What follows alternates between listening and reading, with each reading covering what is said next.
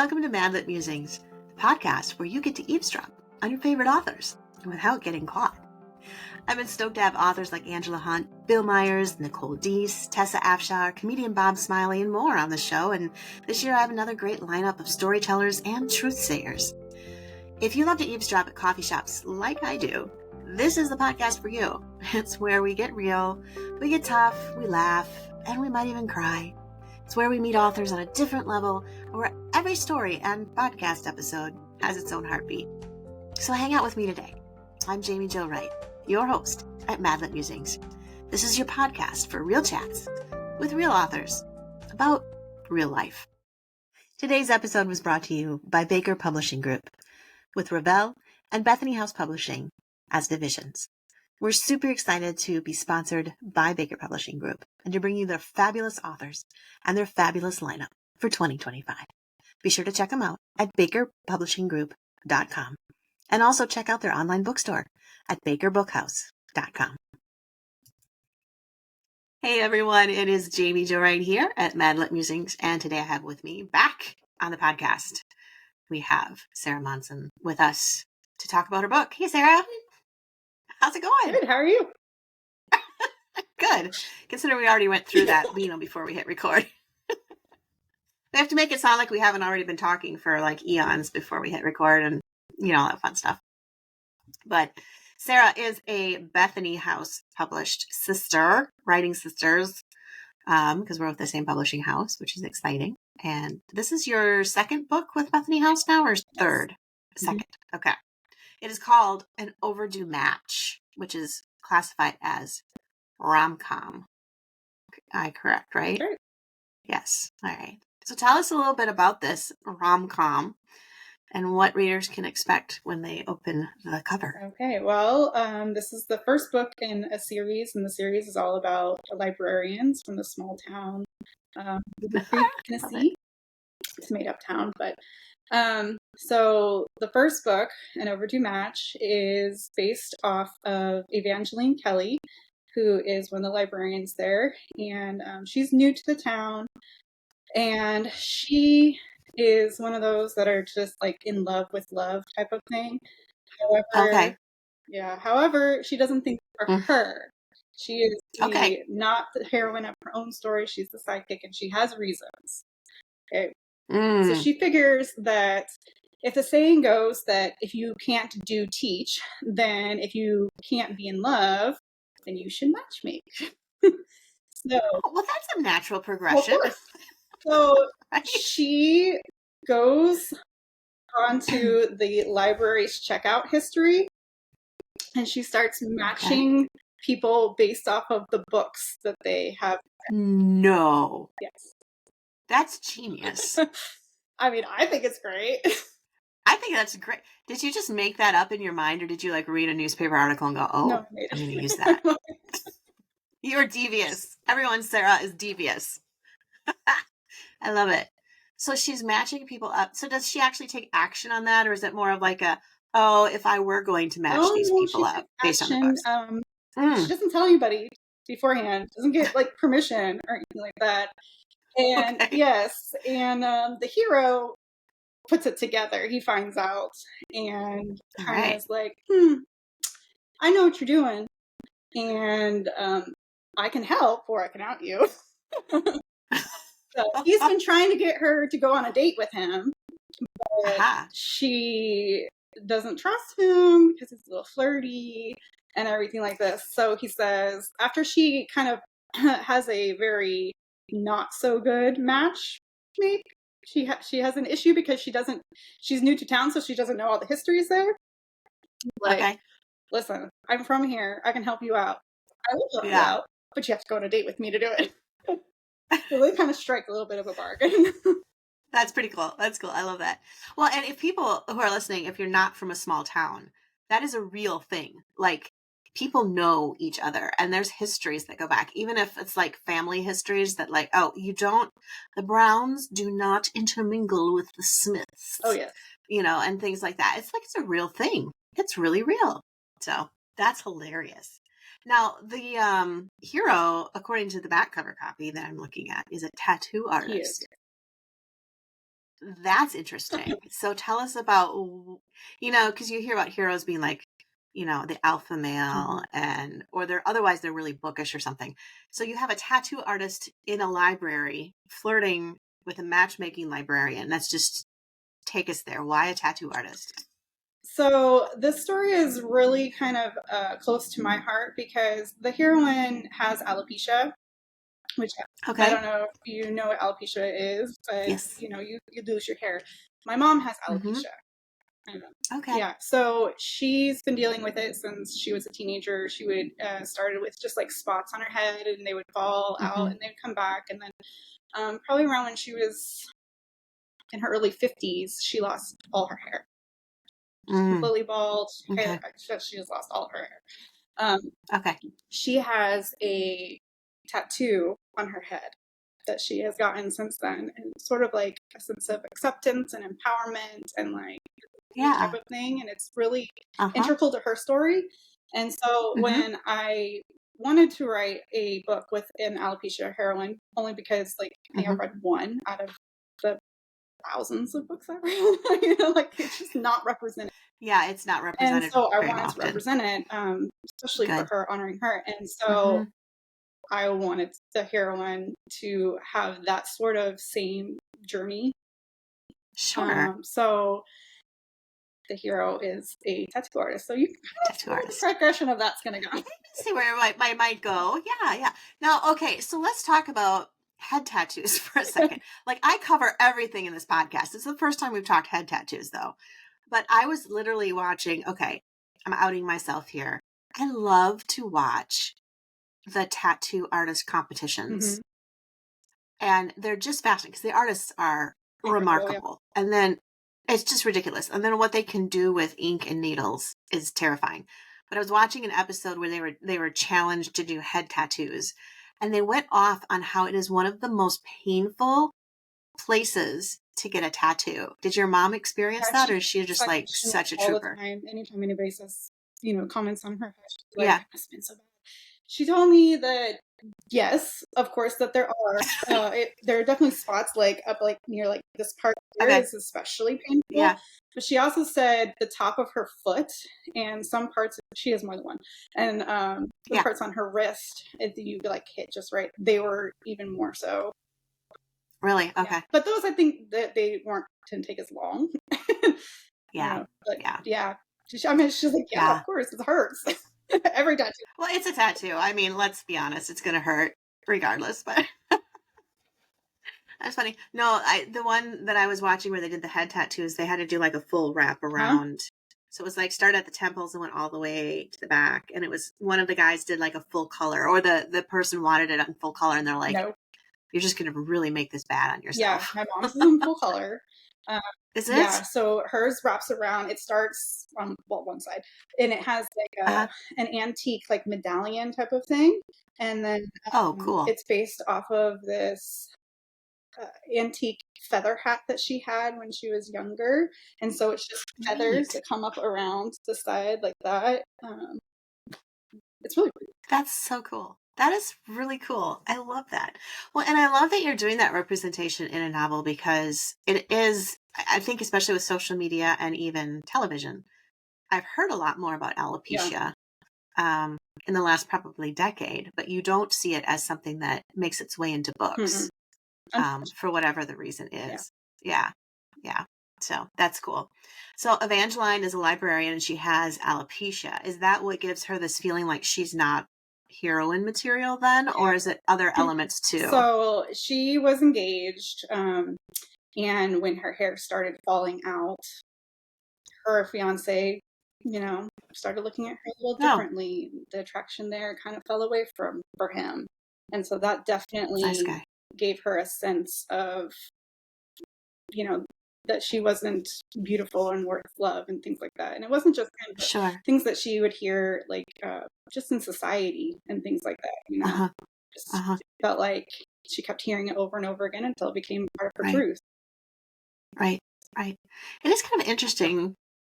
You look at culture from like thousands of years ago, and hair is really such a I don't know what it is. It's just, it's a thing that people are judged on. And then when you don't have it, there's some sort of inadequacy there that somehow Yeah. is applied or it's insinuated or however. Am I right in that when I'm saying well, that? and like with Evangeline, she is the librarian and things, so she's, you know, always around books and book covers and things like that. You look up any romance book that you can think of, and even just in the covers, you know, it's like Fabio hair, and you know, the hero is always thinking about running his fingers through her hair and long silky tresses and like all these things. And when you don't have that, that's kind of control. Plus, she not only has lost her hair on her head, but she doesn't have eyebrows. She doesn't have eyelashes. It's like part of things that make up a person's face, you know. So she puts on eyebrow tattoos and she wears fake lashes. But even that, you know, in a lot of, especially like historical romance book, if you wore makeup, then you are painted like as some sort of type of woman, you know, kind of fake, and it goes into like your characteristic and things like that. Yeah. So those are all reasons why she doesn't feel like she's a heroine. Oh, I love her already. She sounds so cool. She definitely has an arc. She grows on you at first, you know. She's struggling with her journey. And of all that hurt and things like that. So she's a little maybe not the easiest person to love at first, but she definitely with her. She has her arc, and she definitely comes to realization and starts listening to things that Ty, the hero, tells her. Well, he sounds like he's probably a really nice guy underneath all the flirtation, which is cool. And he's probably, I'm assuming he's pretty artsy too. He is. Like an artsy type of a character if he's a tattoo artist. He art kind of saved him a little bit. He had extreme asthma when he was a child, and his mom just like freaked out and became like the ultimate helicopter parent. You know, like, no, you can't play baseball because you have an asthma attack running to third base. You can't do, you know, like, so he started drawing as a way of, you know, like expressing those types of emotions. So that's cool. You know, and that's one of the things, and I think that's one of the reasons why I enjoy watching, like, you know, Ink Masters and some of those television shows with tattoo artists is, you know, there's a stigma about tattoos also that has carried through time, and people have different philosophies about it. But one of the things I've noticed in watching those shows is every tattoo has such a specific meaning to the person who's getting it. Like you mentioned your mom's tattoo, and you know, they've had tattoos where they've done something that's symbolic of a lost loved one or different things like that. And it's just, I don't know, the art behind it to me is a little bit like poetry, but in pictures. Did you have to do a lot of studying about tattoos, or are you somebody who's like... So my cousin is married to a tattoo artist, so I had someone that I could, you know, and I'm pretty much the only person in my family who doesn't have a tattoo. I was just gonna ask, can I ask? I don't have one. Not because of any like philosophical reasons. My husband has tattoos. My mom, my brother, my cousin, like she's married. You know, like they all have tattoos. I just, like, you know, I had 2 kids with no pain meds, and I'm like, I'm done with the pain threshold. Like, I'm good. I'm done with pain. Put myself through this.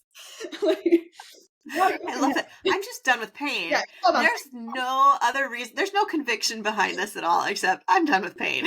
That's the whole reason why. So I had 2 people I could ask, and we also watch Ink Masters. Do you? Everyone's... I will throw out this this little asterisk. Do you know how many cuss words are in that show? I know. I was just gonna say, I'm gonna throw out an asterisk for anybody who's gonna suddenly rush to go watch Ink Masters. You do need a little bit of nerves of steel to get past some of the language and lifestyles, but the art in it is unbelievably phenomenal. It's very addictive. I don't have a tattoo either. Because my body reacts to so many things from my autoimmune, and I was going to get a tattoo. I wanted to get a tattoo of my mom's fingerprint after she passed away. And I asked my husband, like, do you care if I get a tattoo? And he goes, I don't care, but you're putting a foreign substance under your skin. And if your body reacts to it, there's really no good way to get it out. I'm like, oh, that's a really good idea. So mine's more of a health reason. Like, I don't know what my body's going to do, but So let's go there because we're talking tattoos, and this has nothing to do with rom-coms. But why do you think there is such a stigma around tattoos? And there's such like I have had some crazy conversations with people who are really adamantly against them. Yeah. Like, and then other people who are just like, why? What's the big deal? So what do you think your thoughts are on that? Well, I think that one things I've heard is like your body is a temple, and so it would be like spray painting a church or something like that. Person, I think. Oh, I never thought of doing that. Sistine Chapel has artwork on it. This is true. So I've heard that one. Yeah. And of course there's like the health risks reasons behind it. I think a lot of it is like what you had to say is like culturally, like how tattoos started and the people who would do them, like very, very, especially like in America, very military based actually, you know, like sailors got them a lot. Anchors or other things like that. So I don't know. My uncle regionally has a big deal that like, so Bible Belt, you're going to have a lot more people that are have that like traditional mentality, and that's like I said. But here up in the Pacific Northwest where I live, and it's not that there's a lot more liberal thinking, not quite as nobody really is going to waste their time caring about a tattoo. Pretty much. Yeah. Well, it is interesting. Like, when you're 90 years old, you're going to regret that choice because it's going to be like, you know, whatever. My mom is 64 and she's still getting them. She's good to go. She's good. You know what? I like more power to her. My uncle had tattoos, and when he got old, he had the saggy skin and stuff. But his tattoos always looked great. They were on his arms. He was like, "This is cool." He was in the military and everything, so he would have seemed out of place without his tattoos. Like those were what made him. Like you said, a lot of times people get the tattoos as like remembering of things. My husband is he like started like collecting them. Like once you get one, I don't know anybody who's only gotten one. Like I know they're supposed to be like addictive. Like exactly, you get addicted. So he has one for like each deployment. He has something special to remember. He was with during the deployment or things like that. Yeah, absolutely. He's got the names of God here in Hebrew written down. Neat. You know, so things like that. Yeah. My mom has ones for her parents who have passed, and so it's just it's kind of cool. It is kind of cool. I know, in the Old Testament, and this one has been thrown at me a few times because people are like, oh, "You're okay with tattoos?" And I'm like, "Well, I don't have any, but I don't have a problem with them." And they're like, "Well, God said in the Old Testament something about not to be tattooed or something like that." And I'm like, "Well, let's read this in context of the fact that it were pagan cultures doing like paganistic tattooing on their bodies to honor false gods. So there's a little bit of context that's probably needed there too." Yeah, and like my hero, he has a boundary. Like somebody came to him asking to do some like demonic or whatever, he would have be like, "No, that's cool. I don't do that. But here, you can go over here." He exactly does what he's comfortable with, and that definitely would not be one of them. Right. Yeah. I loved your comment about the Sistine Chapel because I've been there, and I'm not going to compare, Michelangelo. Is it Michelangelo? Yeah. I'm not going to compare him to a graffiti artist by any means, but there is not 1 square inch of spare ceiling space on that place. It's completely covered. Oh, fun. Okay, so we have talked about some wild concepts already. We've talked. I bet you didn't think you were going to come on here and be like, "Let's just talk about tattoos." This is why I like to do unscripted conversations. Like some authors, like, "Can you send me the questions beforehand?" And I'm like, no, because then it's really boring. Like, let's just go and see what we talk about. And then some authors are like, "Why did you ask me those questions? Those were crazy." So you can, be like, "Jamie, next time, no, let's not go there." Well, you did ask in like I did. Pre-questions. Are you comfortable with Oh my gosh. Okay, so in the midst of these topics that are really kind of cool that you're including them in your book and showing representation and even representation for, there's a huge amount of people that have tattoos, and you don't actually hear them as the defining description of a character in a lot of, especially Christian fiction. Yeah. Oh yeah, his but you're also rose right there. Yeah, exactly. And that's so cool. But you're also a RomCom author. So that means throughout all of this, you're weaving not just romance, but comedy, because that's the second part of I mean, the genre. That it's funny. I think it's funny. My sense of humor sometimes does not translate well to other people. So is your sense of humor, okay, because comedy is also very different from person to person. So is yours, do you have like dry humor, sarcastic humor, quirky humor? How would you describe the humor in your book? It's definitely more like kind of like fun turn of phrases or kind of funny similes, witty banter type of thing. There's a few situational, but I'm not really into like situational comedy so much, like klutziness and, yeah, that sort of thing. Okay.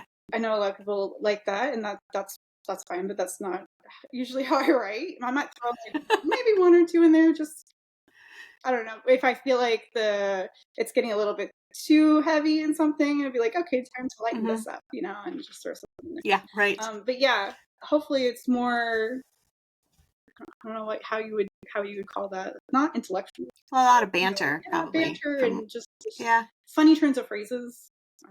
Okay. Yeah, that's fun. I like turns of phrases. I'm really bad at them. Internal monologues that are just... Ooh, I love internal monologues. Yes. Where they're just like their brain's just going faster than they can think. Yes. And it's not making sense. Well, it's her. Or him. Oh, I love it. Okay, so this book comes out in February of 2025. Looks like it's just in time for Valentine's Day too. Yeah. Like it's February 18th, I think. So yeah.